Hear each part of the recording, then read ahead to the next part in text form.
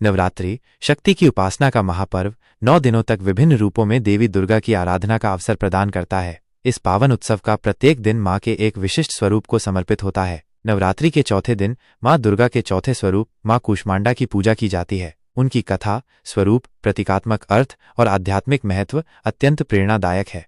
उनकी साधना से साधक को अलौकिक तेज, बल और ओज की प्राप्ति होती है। जो लोग आत्मिक और मानसिक बल प्राप्त करना चाहते हैं, उन्हें माँ कूष्मांडा की आराधना अवश्य करनी चाहिए। नवरात्रि के चौथे दिन का विशेष महत्व।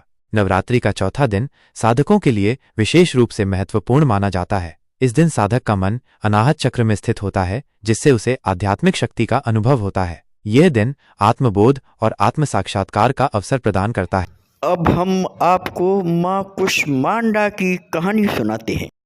सृष्टि के प्रारंभ में जब चारों ओर घना अंधकार व्याप्त था और न ही आकाश था, न पाताल, न दिन था, न रात, तब उस शून्य में एक दिव्य ऊर्जा प्रकट हुई।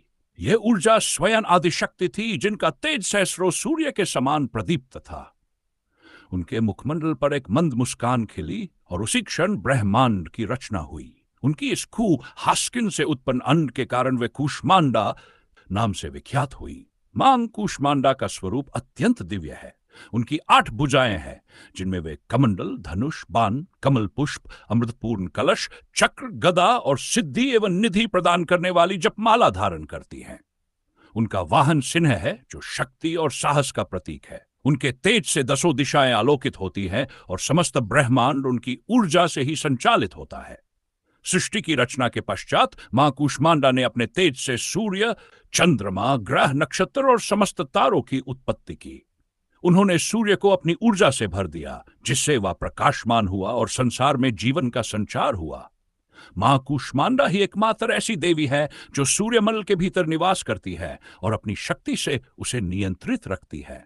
उनके तेज से ही सूर्य अपनी ऊष्मा और प्रकाश प्रदान करता है, जिससे पृथ्वी पर जीवन संभव होता है। एक अन्य कथा के अनुसार, जब देवताओं और असुरों के बीच घोर संग्राम चल रहा था, तब असुरों के अत्याचार से त्रस्त होकर देवगण मां कूष्मांडा की शरण में गए।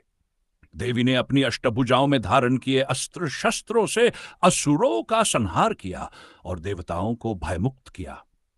उनकी इस पराक्रम से प्रसन्न होकर देवताओं ने उन्हें आदिशक्ति और सर्व सृष्टि की जननी के रूप में वंदना की।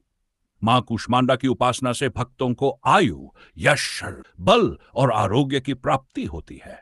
उनकी कृपा से साधक के समस्त रोग और शोक दूर होते हैं और जीवन में सुख समृद्धि का वास होता है। नवरात्रि के चौथे दिन उनकी आराधना विशेष फलदायी मानी जाती है, जिससे साधक के अनाहत चक्र का जागरण होता है और आत्मिक शक्ति की वृद्धि होती है। मां कूष्मांडा की कथा हमें यह सिखाती है कि सृजन और विनाश दोनों ही शक्तियां आदिशक्ति में निहित है। उनकी कृपा से ही ब्रह्मांड की रचना हुई और उन्हीं की शक्ति से संसार का संतुलन स्थापित होता है। उनकी उपासना से हम अपने जीवन में ऊर्जा, प्रकाश और सकारात्मकता का संचार कर सकते हैं। निष्कर्ष।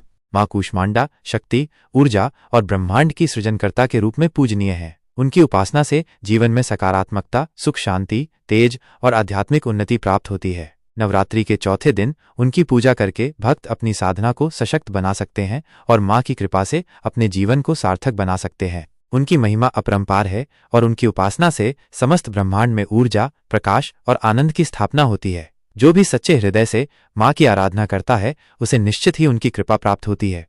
आप हमारे इस चैनल को लाइक करके शेयर करें और सब्सक्राइब करें। जय हिंद, जय भारत।